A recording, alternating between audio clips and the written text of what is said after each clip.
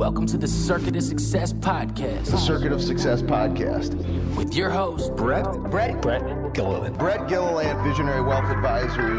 The Circuit of Success Podcast. Let's start the show. Welcome to the Circuit of Success. I'm your host, Brett Gilliland, and today I've got Kira Andersen with me. Kira, how you doing? I'm good. How are you? Good. Thanks for coming over here to the studio. Absolutely. Live podcasts are better, I think, than doing it virtually on Zoom or something like that. So I agree. And you've got a podcast, which we'll talk about. Your passions are fitness, nutrition, wellness, and hope. Raising money for cancer, which we'll get into that in a little bit. But I always start with the question of what makes you the person you are today. But I'm actually going to start one question I always save for the end. I think is going to lead into your story and how I was connected with you.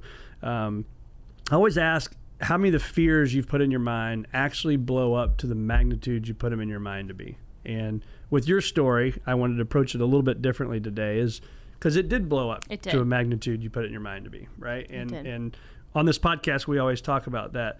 And so if you can kind of lead with that fear question, but also kind of your story and what's made you the woman you are today. Yeah.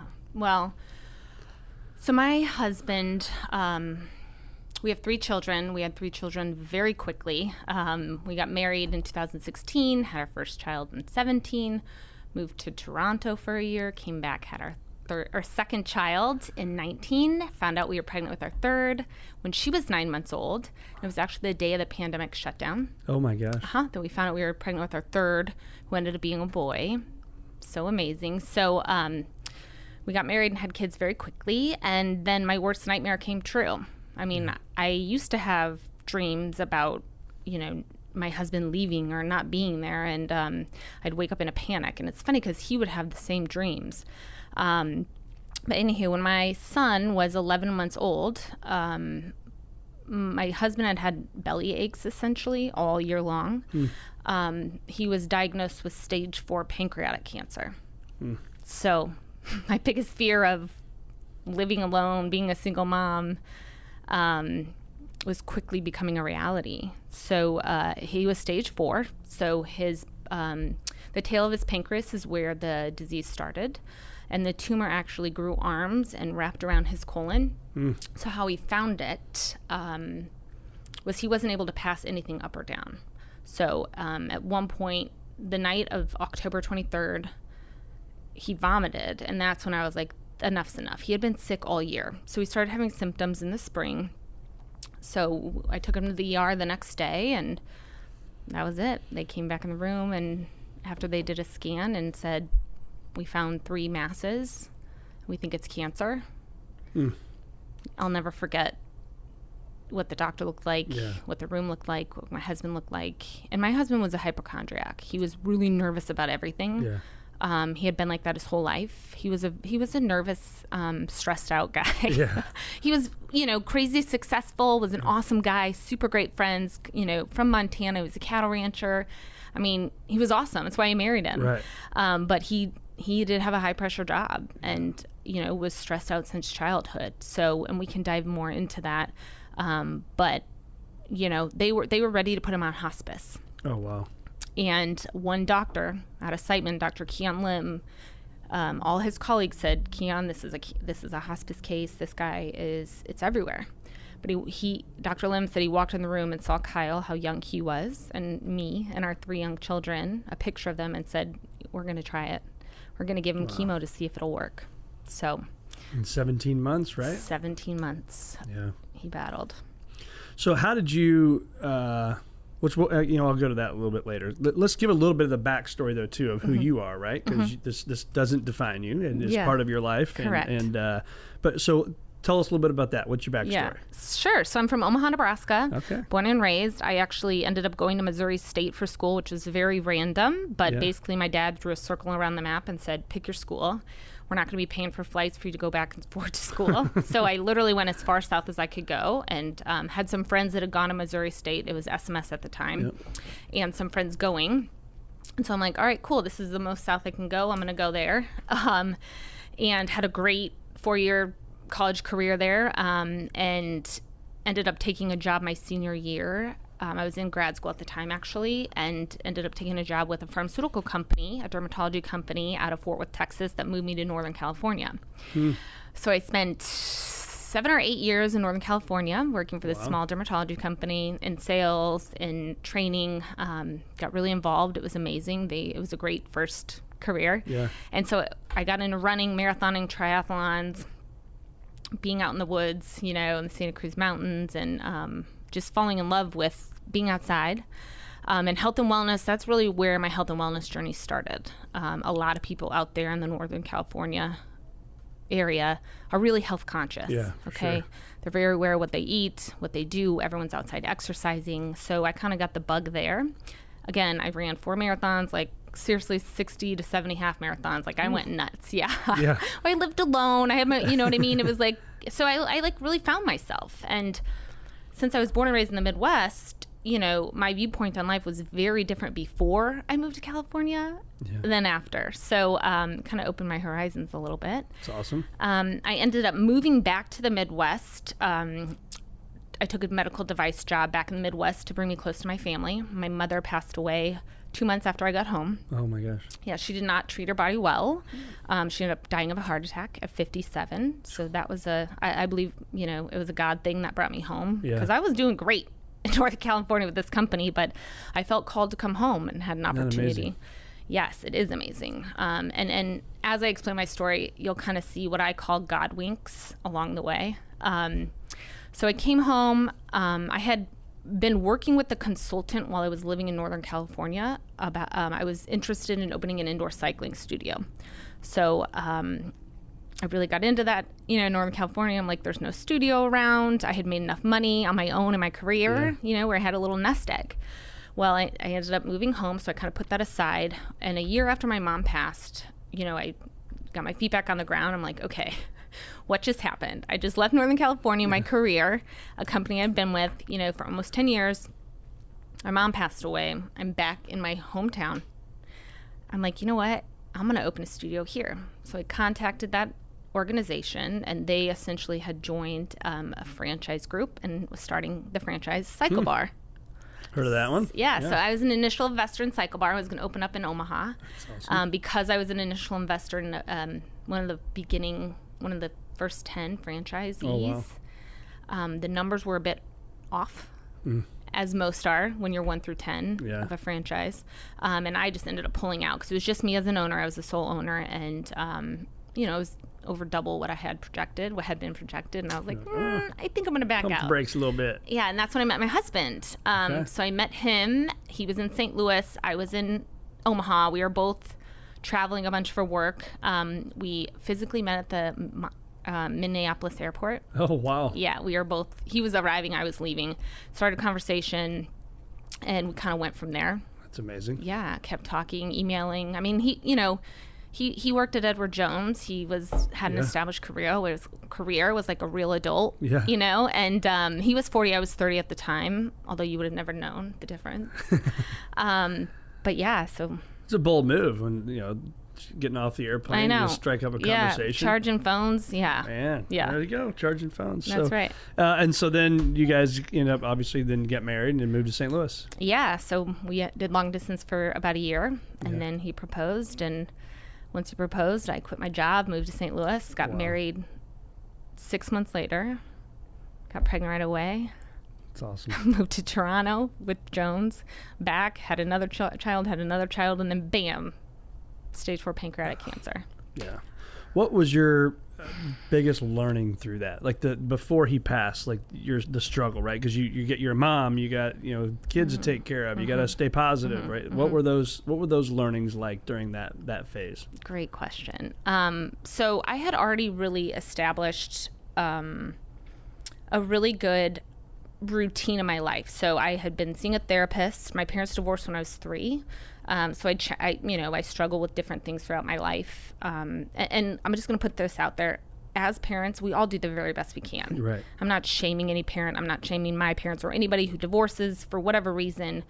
But, as a child from a divorced family, I was back and forth. So anyhow, I was already seeing a therapist and focusing on my mental health. Good for you. My physical health as well. I exercise almost every day. I find that is beneficial mentally and physically. Yep. And so I already had that routine set. I mean, nothing can prepare you for a stage 4 cancer diagnosis of your spouse. Nothing. But I already had those in place, and so I had to defend those throughout my husband's battle. A lot of people thought I should have dropped everything and not left his side. So I actually got shamed for going to the gym and keeping my blog going. Oh, wow. But I'm going to tell you that unless you've been in these shoes, unless you've been a spouse of someone with cancer, there's really no room for judgment, because no one knows what was going through my head or all the other widows I've connected with. It is, it's a nightmare that comes true. And so whatever you have to do to keep your head above water and not have a nervous breakdown every day is what needs to be done. Isn't that amazing that people can shame on that? It's like, in my opinion, I think if you don't do it, you're actually going to be worse. And a lot of people don't do it. And you know what happens? And then it's harder on them. And then when and if that person passes away, that person is a hot mess, has lost themselves physically, mentally, emotionally, a lot of times spiritually, financially. So and Kyle's oncologists in their office were the ones that were like, no, you have to do what you need to do. You're going to be better for him. Correct. And my children. And so, here I am. I've got a 4, a 2, and an 11-month-old. I had just finished nursing, so that, leads you to believe where my hormones and like everything, I just got done nursing 3 kids, and trying to keep them established and safe and healthy during the COVID pandemic, by the way. Let me remind you, my husband was a hypochondriac, nervous as heck about anything. Wouldn't let my kids go in and see him it was horrid. And so, I just had to keep those things that were important to me. I had to put a boundary around them, and I tried to ignore, the comments, but you can't help but take that stuff personally. What did you find with the kids? Because obviously there was extremely dark days, and so whether that's death or somebody's really struggling at work right now or in a relationship, like how did you pick yourself up by the work boots and just say, you know what, we're going to do this? It was a mindset, a mentality. I felt that God had given us, it was this weird, definitely, it's not that I was peaceful about it at all, but I had hope. I did not believe my husband was going to die. And everyone was trying to tell me, we don't think you know how serious this disease is. I go, I know how serious it is, but I'm not giving up. And so I had my eyes on, my husband living, and I didn't let anybody tear me down or try to tell me something else. So that was it. So so the circuits of success, hits the podcast you're on here, is your attitudes, your beliefs, your actions ultimately get your results, right? And then I built a fence around it. I'm like, I don't want success to go too far away. And the pillars for me, again, were attitude, belief, actions ultimately get you results, right? And so, but from beliefs to actions, you have to have faith, right? And I think that faith, yes, in God, higher power, but also faith in yourself, right? And belief in yourself. And was that always there for you, or was that something that you had to learn along the way? I think just based on my upbringing, I kind of had to be my own cheerleader. I guess that's what I would say, is that I kind of had to be my own cheerleader. I had great parents, and they loved me dearly, but it's difficult being tossed around from home to home. And so, I just, I worked a lot on myself, as I mentioned, in my 20s in Northern California. When you're running marathons, you've got a lot of time to think. You do. And classroom, right? Classroom of silence. Exactly. And I read somewhere in my research with you that you also dealt with anxiety.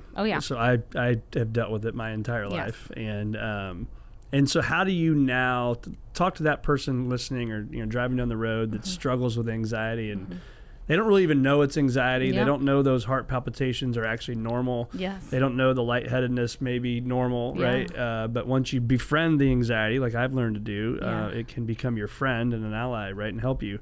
How did you and how do you get through those anxious moments? Great question. So I believe I ran away from it in my 20s. That was the part of running marathons, right? And triathlons. Literally ran away from it. Literally ran away from it.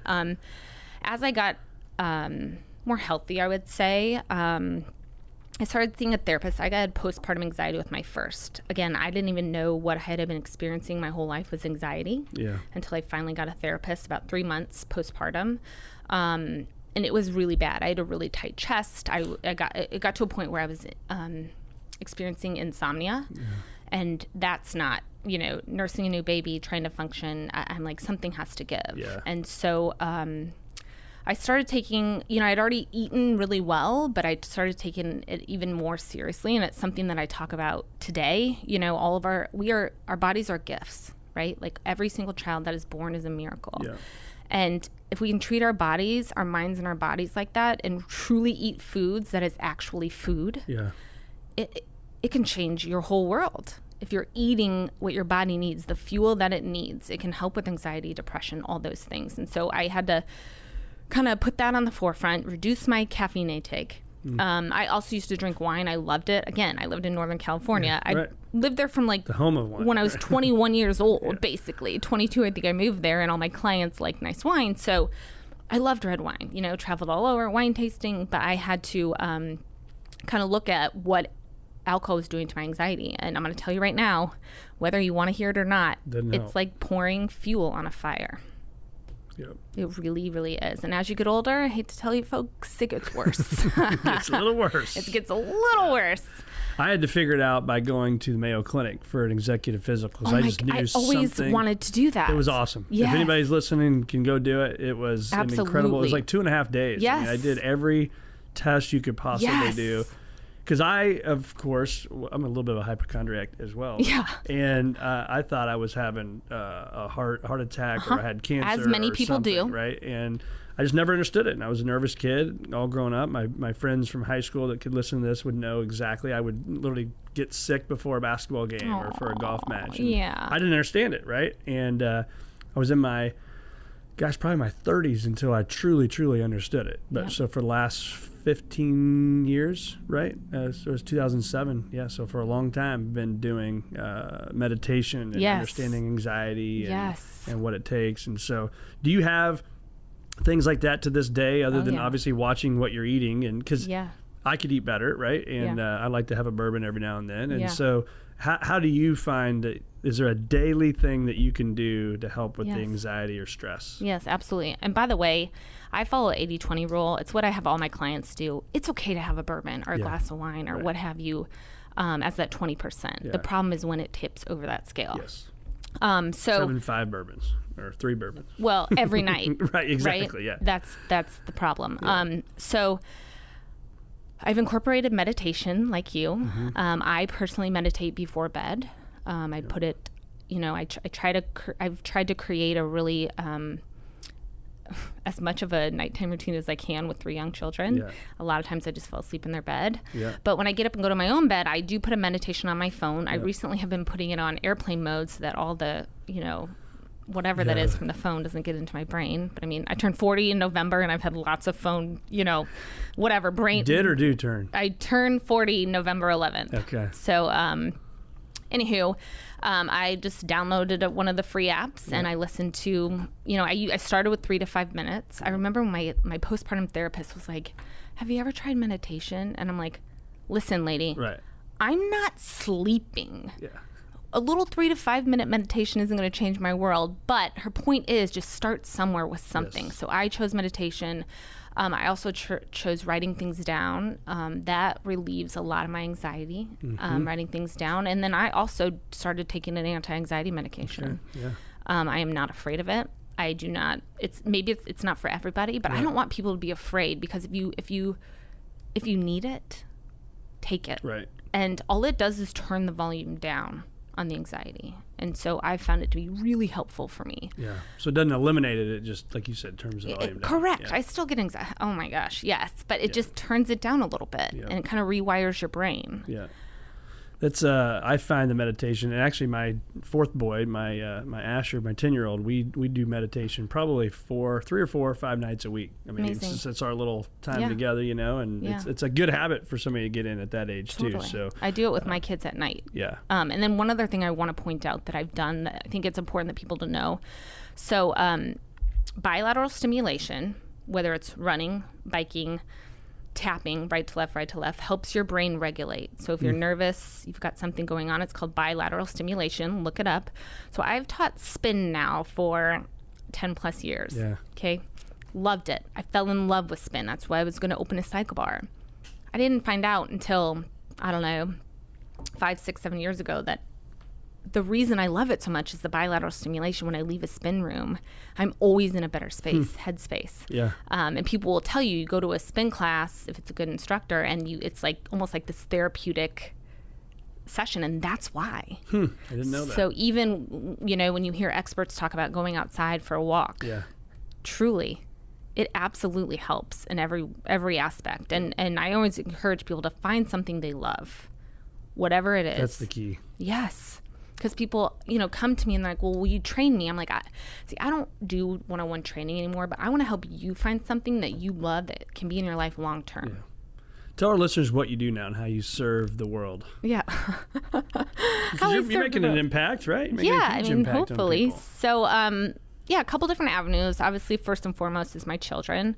But I also professionally am a health and wellness coach. I do teach spin, and so that's a big piece of my life. But then I also am a patient advocate for pancreatic cancer and GI cancers, and I'm raising awareness and funds specifically for GI cancers, and pancreatic cancer, absolutely leading the way. That's awesome. Yeah. Pedal the cause. Yes. So I started a fund right after Kyle got sick. So this is kind of an important piece of the puzzle.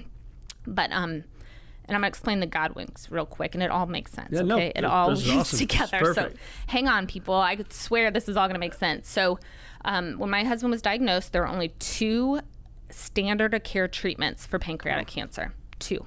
Because pancreatic cancer, there's not enough research or doctors researching it because, quote unquote, how do I say this without being... It's the bad one, right? Correct. It's the bad one. Yeah. Thank you. Yeah. It's the bad one.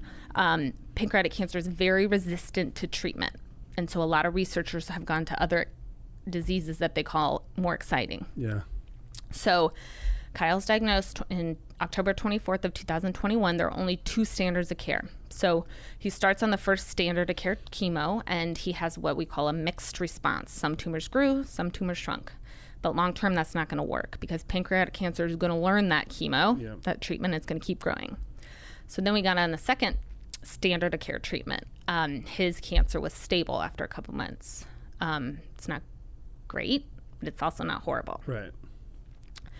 So what happened was a month and a half into his treatment, basically, we were in the doctor's office, and I looked at the doctor and said, what else is there? Because I'm thinking, it's not real promising. Yeah, it's not looking real promising. What's the next recipe? What is it? What's next? There's got to be something. And he's like, well, there's things in labs right now that look really promising, but it's going to take time. And I'm like, okay, what kind of time? He's like, years basically. And I'm like, what?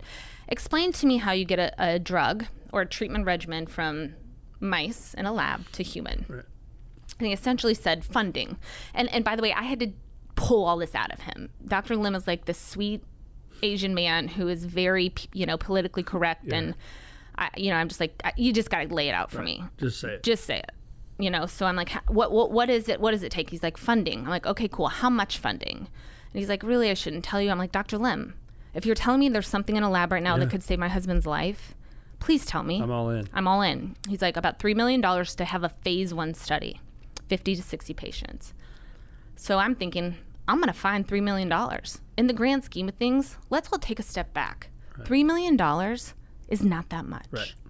When we're talking about cancer research, that's crazy promising. Yes. So I looked at him, I said, I'm going to find you $3 million. And he's like, you don't have to do that. I'm like, but I do. Right. If you're telling me that my husband can be one of those 50 people, like I will go knocking on doors.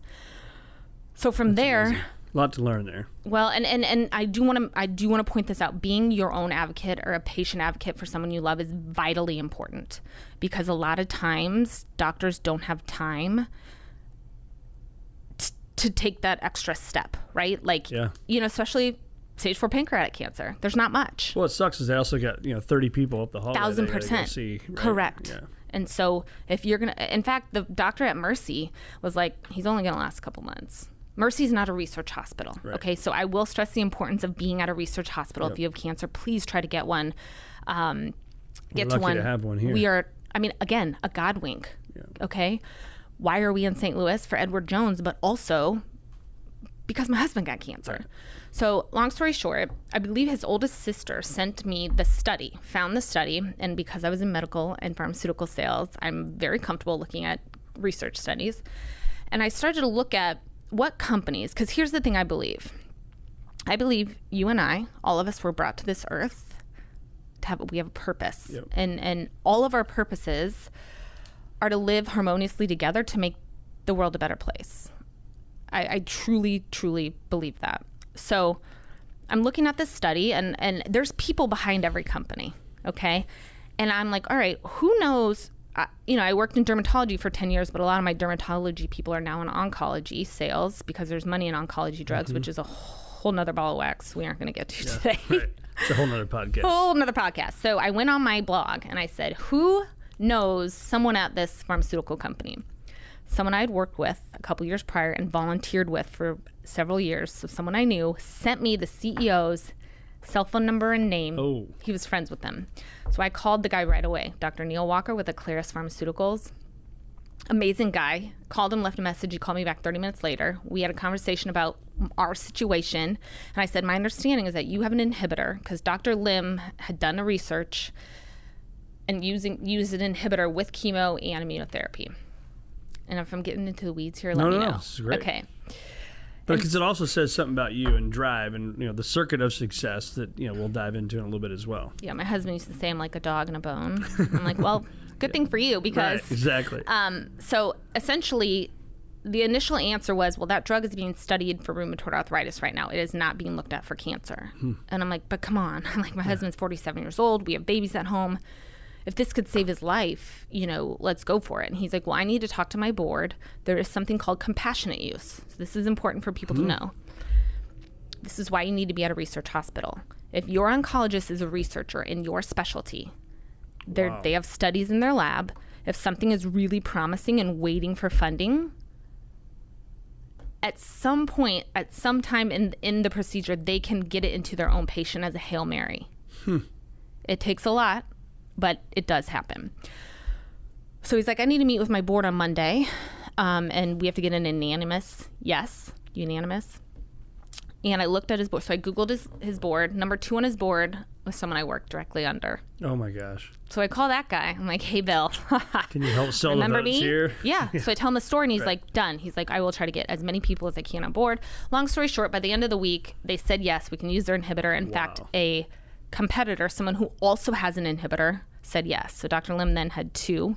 Wow. And once he figured out, like, I was going after this, he started making his phone calls too. It was like, this lady is probably going to set your house on fire. Right. Maybe not on fire, but bad things will happen. Yeah, she's coming after you. And so we had a yes. It's amazing. Then we went to Merck. Thank goodness Merck let us use Keytruda because of this inhibitor. So what this inhibitor does is essentially softens the coating around the cancer cell. Okay. I'm not a scientist. There's a lot of scientific jargon, whatever that goes with this. Just believe me when I tell you. It softens the coating around the cancer. It allows less chemo, allows you to use less chemo because, as we all know, and if you don't know, chemo kills everything in your body, not just the cancer. But the workhorse here is immunotherapy. Because of the inhibitor, we can use less chemo and then basically start Kyle's immune system on fire to attack the cancer. So here's what's amazing. This study has been done 4 times. All 4 times it did the exact same thing. It literally exacerbated the cancer in the mice. We got into Kyle in March. By December, his cancer was non-active. Wow. It worked. And I trusted Dr. Lim. I mean, I could see it in his eyes. I know, I'm telling you, I knew it. And people were like, I had people call me and say, come on, Kira, what happens in mice doesn't always happen in humans. Like, you can't just hang your hat on this. I'm like, you better believe I'm hanging my hat on this. And I'm going to go with the hell else I got to do? That's exactly what else am I going to do? So it worked. Here's the problem. Because he already had several months of chemo that blasted everything, his system was already extremely compromised. Yeah. So unfortunately, he got colitis from immunotherapy, which is a subset of patients there are side effects to all this, right? But colitis is the inflammation of your gut, essentially. Yeah. And you have to use steroids to calm that down. That means you have to stop treatment. Steroids also put out immunotherapy fire. So we battled for the last half of the year, the first part of 2023, his numbers started to go up and we were battling steroid use to keep the inflammation down, chemo to kill the cancer, immunotherapy to try again, and unfortunately the cancer won. And a lot of times when cancer comes back, it comes back with a vengeance. Yeah. So we lost him April 3rd of 2023. He took his last breath at 2:45 in the morning. It was awful. It was a nightmare, but in his name, we are continuing to raise funds. We've raised almost $1.2 million collectively towards cancer research. I did join Pedal the Cause last year because it just makes sense. It's a bike ride, spin ride. And so we raised $300,000 in a couple months last year. This year, our goal is $700,000. If we're able to accomplish $700,000 by the end of October, Dr. Kian Lim, who is now the head of the GI program at Siteman, will receive a $1 million check. Oh. And that would do wonders for cancer research here at Siteman, which if you're into research, if you're clinical at all, if you go and look at current studies happening, there's so much coming out of WashU and Siteman. It's insane. They are doing amazing things. So I'm on a mission. And because of the legacy, my husband left, he worked for Jones for 25 years, fresh out of college. He helped a lot of people. And moving forward for myself, it's helped me. I realize that this is my purpose, right? And then my children now will have this moving forward their whole life to help spread the awareness and the funds so that other people don't go through what we went through. Yeah. Which, by the way, cancer is on the rise. GI cancer is on the rise. And I'm just going to lay it out there. It's the truth. It's our lifestyle. Yeah, it's what we're eating. It's what we're drinking. It is. And which is why professionally, I'm a health and wellness coach, because I believe that you can heal yourself. Your body can heal. But it starts with what you're putting in your mouth. Yeah. Garbage in, garbage out, right? Yes. And we need to pay attention because cancer's on the rise and the funding is not matching it. So people will continue to get these horrible diseases unless in your home you start to make a change with yourself and then in turn your kids and their kids and their kids and their kids. So what's a typical day? What are you all eating as a family? Oh, I love this question. So we are a big egg family. We eat lots of eggs. Okay. We get up in the morning. I have a little coffee. I love coffee. I only allow myself like a cup and a half. But we eat a lot of eggs, chicken, organic chicken sausage. I do feed my children organic. Mm-hmm. I truly believe that all the pesticides and chemicals that are put in our food for preservatives, they're poisoning us. Yep. And I'm a little dramatic and drastic about this, but I lost my husband to cancer, so I take this very seriously. Yeah. Sometimes we do protein shakes with really clean protein, blueberries, spinach, banana, but I always have my kids eat some sort of protein in the morning to start their day because it's so important. Yeah. But that would be... Love it. Yeah. So do you, because the typical Americans, we can be busy. I'm guilty of this, right? You went to this game and then this game. My kids' ages, I'm never at home, right? I go to work, I go home, I go to a game, and maybe you stop by that fast food place over there, right? Yeah. So what do you do in events like that? And so you're not stopping by, Culver's or whatever. What are you going? Well, I always try to eat before and have my kids eat a nutritious meal before or a nutritious snack. I also, I wish I was better about this, but keeping a cooler in your car. If we go to games and such, my daughter's on 2 soccer teams, my other's on 1. I do keep like a bag from the grocery store, a cooler bag, and I'll pack carrots with hummus. There's little hummus cups. So Costco has a ton of organic, real food options that me and my family use. Yeah. We'll do nuts, carrots and hummus. What else do we do? Apple and peanut butter. We can put peanut butter in a little. But I pack the good stuff because you know what? My kids do get the junk. They get it at school. Right. They get it when they go to their friends' houses. And that's okay. That's the 20%. Yeah. But it all matters. Like if you look at my fridge right now, it's not super packed. Right. But it's got real food in it because I need my kids to eat. Yeah. And I want to teach them that fueling your body is really, really important with the right amount of protein, vegetables, fruits. Yes, carbs, complex carbs, fine. But, the food pyramid back when we were young was so incredibly messed up, right? And so... We didn't have the choices back then either. Correct. And it's just easy now. Truly, we're, kind of around the same age. Yeah. Is when genetically modified, foods came to play. And here's the thing. These food companies, a lot of them, they're about making money, right? Yeah. So they're putting things in there to keep you addicted. Yeah. If you look at the back, if you're eating processed foods, you look at the back, it's trash on there. Yeah. So some other things that I'll bring along are Chomp's beef sticks. You don't want to eat a ton of salami or extremely processed meat, but those Trump's meat sticks are pretty, they're not bad. So you just find options for your family that they make make it a habit. Yeah, and an effort and plan. Yeah. And food prep, and on Sundays make a whole bunch of chicken breast or whatever, so that's what you're grabbing and not the other thing. We do hard-boiled eggs. I mean, you can do it. Kids love those. Yeah, which is amazing. Let's talk about the podcast. You started a podcast, Yes We Can. Yes, I did. And yes, you did, and yes, we can. Yeah. We're going to talk about it. Why the name, and what made you start a podcast? So I had a blog. I have a blog, and have done several interviews and just trying to get the message out. I was asked to be on someone else's podcast, and they suggested I start my own podcast, and it just was the right time, right place kind of thing. But my whole goal is to get the message out about how important and precious life is, and that a lot of us go through hard things. Yep. We went through, stage 4 cancer with my husband, terminal cancer, but everyone's going through something. And so what I like to highlight are stories about people who have gone through trauma or something tough and come out and turned it into something great. So I like to get other people's stories out and let people know that there is hope and that they're not alone, but ultimately the bottom line is I really want people to treat their bodies well and take each day as if it's a gift. And we just have to be realistic about truly what we're doing with our lives, what our country is doing, what we're doing in our homes, because cancer affects 1 in 2 people. So if we don't acknowledge it and figure out ways, there's a lot of things out of our control, but there's a lot of things in our control. So the things that we can control, I really think it's important we all start to treat our minds and bodies better. I mean, our whole world will change. And so it's just, I hope to get the message out, and then ultimately absolutely raise more money for cancer research, because we need the research. We need the money to go directly into the doctor's hands. So this is important. There are a lot of organizations raising money for cancer. But you've got to know the source.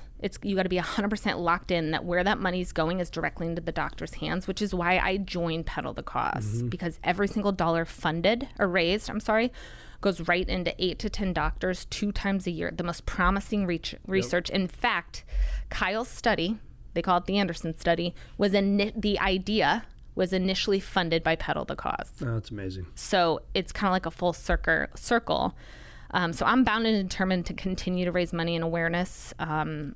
The doctors know me because I just won't shut up. And I'm trying to spread. Go ahead. Well, I think what I have found, Swing for Hope, we were talking about that earlier, our charity that started in 2007 for cancer, is I always saw these things at Siteman where they get like, a $30 million grant. I'm like, what is our 50 grand or 100 grand really going to do for these people, right? And then Dr. Eberlein, who runs Siteman, is an amazing man. He educated my wife, Julie, and I, and said, look, what you don't understand is they need that $10,000 to go out and prove something to even be eligible to get the grant. Exactly. Right? And that's the seed funding. Yes. And that for us was, because when we were, donating 50 grand, 100 grand, whatever it is, I'm like, it didn't feel like that big of an impact. Right. But it is. It's massive. And those things are what's going to move the Andersen study forward. Exactly. Is by people that listen to this and are generous and give to Pedal the Cause and give to your deal and give to Swing for Hope. And that's what it takes. Right. And that's why we got to continue the fight, is so we can, I always say, we want to go out of business. Right. I don't want Swing for Hope to be an organization. Exactly. I don't want to have a charity. Correct. Right? And so, but until that's a reality, we'll continue to have a charity. Right. Of course. And it's a little bit, right? It's not, we need big checks. Yeah. But if everybody can give a little bit, because it's not just us and our families. Right. It's you and your families too, and the future of our children. And that's another thing. I look at my 3 children. Yeah. They're now predispositioned. Yeah. I can barely even get the words out of my mouth, but I'm like, for them especially, I'm going to work my tail off to make sure there are better options for GI cancers. That's right. And here's the other part. If we find something for pancreatic cancer, which we have, that works really well, it's one of the toughest cancers to treat. Yep. Well, guess what? They're also going to look into it for colorectal cancer, which is on the rise, stomach cancer, esophageal cancer, glioblastoma patients. Yep. Those researchers are now looking at this treatment. Like, it could do wonders. That's amazing. Yes. Huge impact. Yes. What do you find yourself doing day in and day out, like the no miss items that maybe, there's the exercise, eat healthy, there's things like that, right? Those are table stakes that we got to do. But what are the other things that you do to get your mind right and to take steps even on days you don't want to? Because I assume, I shouldn't assume, but I'm going to, like the rest of us, there's days you get up and you're like, I don't want to do this at all. This sucks, right? Like, but I think your purpose is what kind of can get that passed pretty damn Absolutely. quickly. Yeah. They're, again, I've done a lot of therapy and treatment and meditation. So every day is a good day. I do not take any day for granted, but yes, there are some days where, it seems like I'm climbing a mountain that will never end, but it is that purpose that keeps me going. So, having a routine for me and my children is really helpful. And I do exercise 5 out of 7 days at a minimum. And again, just feeling my body properly. I've started to do some breath work. Breath work's really important. And something I'm really excited to talk about that I recently found is cold plunging. Oh yeah, I knew that's where you were gonna go. Oh my it's the worst goodness. Oh no. No. No, I'm saying it's amazing when you get out, but in my opinion, every time I do it, the first 30 seconds, I feel like I'm going to die. Of course, but do you get into box breathing? What do you do when you're in there? Breathe and just hope to God I don't die. Well, you're not gonna die. So what I do is I close my eyes and I focus on box breathing. Have you ever recorded yourself doing it? That first 30 seconds, I'm like, oh my gosh. Yeah, no, It's awful. But you get, you start to get used to it. But there's so many crazy benefits. Yeah. So what I'm trying to do too is let's all try to live a longer, healthier life. So I see behind you have the Blue Zone book. Yep. Yeah. Super incredible. Yeah. Also very inspiring. But if we can all try to live longer and a higher quality of life, it starts with our habits today. I agree. So anyway, I'm all about biohacking or biorhythm, whatever you want to call. People are like, what is that? I'm like, it's basically just living as healthy as you can so you live a high quality life long term. It's taking steps in your daily, in your day. Sauna, love sauna. Same. So I love the cold plunge sauna contrast therapy. Yep. Actually, I found there's a company here, a mobile company in St. Louis that started where they literally go to businesses, or you can have your own private event. It's called Plunge 3D. They bring the cold plunges, they bring the sauna, and you can have a whole group. We did a fundraiser for Pedal the Cause. That's awesome. Oh my gosh, it's a blast because some people have never tried it.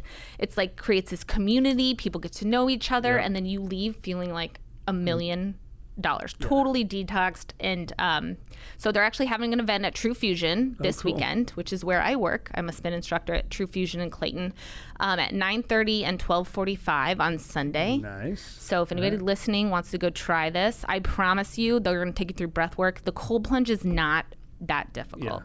Once you get into the breathing, box breathing, your body kind of gets a thermal layer. Just trust me and check it out. Have you done the trough, or you got the expensive cold plunge? No, it's troughs for now. And actually, I do it in my own bath. Okay. I order so from Costco. I'm a little bit, I've got a budget now. A little more budget, Anywho, a 20-pound bag is $2.97 from Costco. Okay. I have to put 3 in my bathtub, so it's $9 for a cold plunge. How long does that last? Well, I do 3 minutes, and sometimes I'll do it later in the day, so that I get 2 out of 1. But Have you looked at Plunge, the company? Of course I have. Okay. I've contacted. So Ryan is, I've had him on my podcast. Oh, and, and we've become friends. And so I can connect you guys if you haven't chatted with him. But I'd love to. Okay. Yeah, because I'm looking to put a cold plunge and sauna in my home. Yeah. Yes, I'd love a personal connection. Okay. I have been in contact with them, but I'd like. Ryan's a good dude. Yeah. And so I've got the sauna and a cold plunge at home, and it's awesome and sucks all at the same time. Yeah, but it's so amazing. It is. The benefits are crazy. I mean, you think about Alzheimer's and dementia and the sauna. Just start to do some research on benefits. My research is if you do it 5 times, so I don't know why I'm weird on numbers, but 5 times a week, 24 minutes. Yeah. It's 70% all-cause mortality is gone. Yes. Right? It's worth every penny. If that's the research, I'm in, right? 1,000%. There's a place in St. Louis, too, that sells really high-end saunas. So if anybody wants one, where? Amini's? Amini's, and then they got Aspen Spas. That was where I got mine. Oh, okay. Right off Kings Highway. Yeah.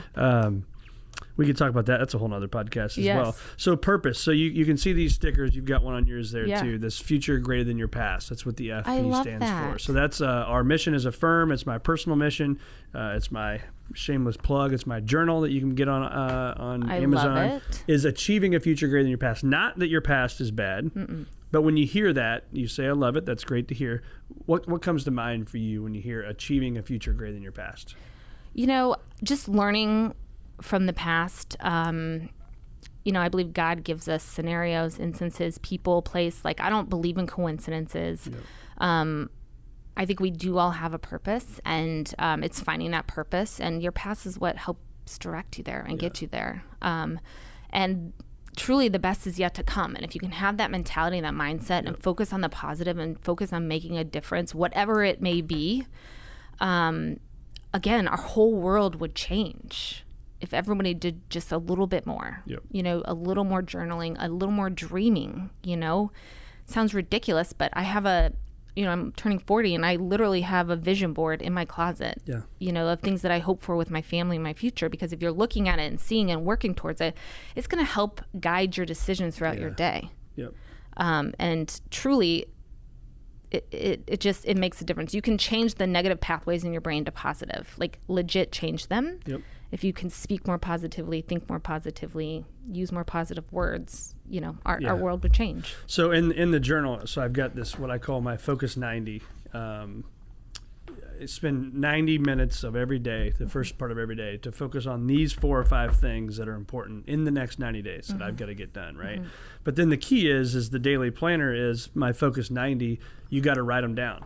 So every single day you write them down. So I ask the question, it's obvious, we know the answer here, but for those listening that may not have that many goals or may not be focused on them or write them down, if you wrote down your goals every single day for the next 90 days, and I did not, who has a better chance of winning? Oh, me, no question. Right. Without fail, right? Yes. I'm thinking about it and I'm focusing on it every single day, and I'm glad to hear that that's part of your life as well. Absolutely. So what when you think of self-care, so we talked about that. So your exercise, your food, your all the stuff you're doing, the cold plunge and the saunas and all that stuff. What's the one thing that changes the way you feel the most? Wow, if I had to put one thing, praying. That's a big one. Yeah, I pray, but it's, you know, honestly, it's the combination of trying to be the best version of myself, not selfishly, but for others. Again, I think we're all here to work together and live together and create a better world, you know, leave it a better place. And when I think your kids are watching. Exactly. They're going to do more of what you do versus what you say. So my kids, yes. And so again, for me, it's the combination of a good, well, you know what? Sleep. This is what I'm going to tell you. Sleep. Yeah. We're all tired, right? None of us are truly probably getting enough sleep. That's true. It can work wonders. So when my clients come to me, what I have them look at is, these are the 4 things I look at first. What does your sleep look like? What does your water intake look like? And what are you putting in your body? And finally, what's your stress level? You have to start there and be honest about what's happening. And sleep is first. Because if you're not sleeping the amount of times you should be, the amount of hours you should be sleeping, everything else is not going to go as planned.